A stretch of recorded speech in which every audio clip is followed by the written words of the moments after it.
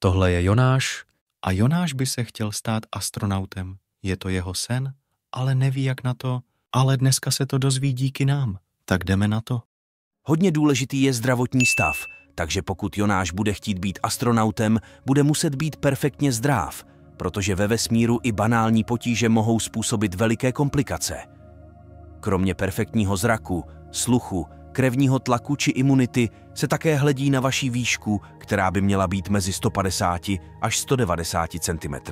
Důležitá je taky váha, která by měla být v normálu, a věk kosmonauta pro Evropskou kosmickou agenturu by měl být v rozmezí 27 až 37 let. Pro NASU je to pak 26 až 46 let. I když toto vše máte v kapse, tak se ale připravte, že až polovina kosmonautů trpí za letu takzvanou kosmickou nemocí, což je něco podobného jako mořská nemoc. Tento stav trvá většinou prvních pár dní letu a kosmonauti na to používají kinedril. V začátcích vesmírných letů vybírala NASA převážně zkušené vojenské piloty s vysokoškolským vzděláním. Vzdělání všeobecně je pro toto povolání velice důležité, ale čím jsou lepší technologie a bezpečnost letů, tak se i požadavky na astronauta zmírnily. Astronaut pro NASA musí v těchto dnech minimálně dosáhnout magisterského titulu plus 3 roky praxe v oborech jako medicína, chemie, biologie nebo fyzika. Astronaut je vlastně až sekundární kariéra.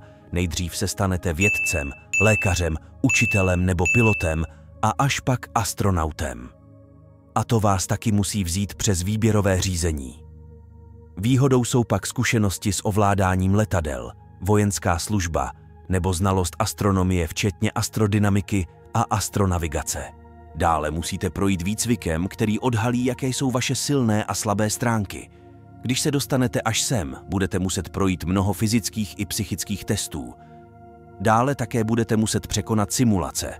Cvičí se například přetížení, reakce vašeho těla na úbytek kyslíku, pobyt s posádkou a vaše pohotová reakce.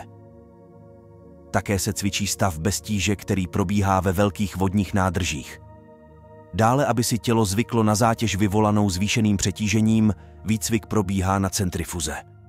Také musí před letem strávit několik hodin v podtlakových a termokomorách, aby je ve vesmíru nic nepřevkapilo a tělo si tak navyklo lépe. Lékaři je samozřejmě celou dobu sledují, takže se nemůže nic stát. Ve vesmíru je to náročné také na psychiku, proto kosmonauti tráví několik hodin výcviku také sami v prázdné tmavé zvukotěsné místnosti, aby se připravili na dlouhý pobyt ve vesmíru. Kosmonauti musí být velice klidní a vyrovnaní, aby mohli letět. Asi vás hodně překvapím, když vám řeknu, že na osobnosti a osobnostních předpokladech také velice záleží. Povaha člověka a jeho reakce na určité věci vyjdou na povrch už při výcviku. Budoucí kosmonaut musí mít bezproblémové chování a nulovou pravděpodobnost, že se s někým pohádá. Spíš se cení, když je to typ člověka, který rychle jedná, není agresivní a dokáže přijmout i názory ostatních. Někdo, kdo bude chtít řešit problémy v klidu a bez hádání, bude mít větší šanci na úspěch. Vybraní tak musí být spolehliví, klidní a rozvážní, což se pomocí psychotestů ověřuje.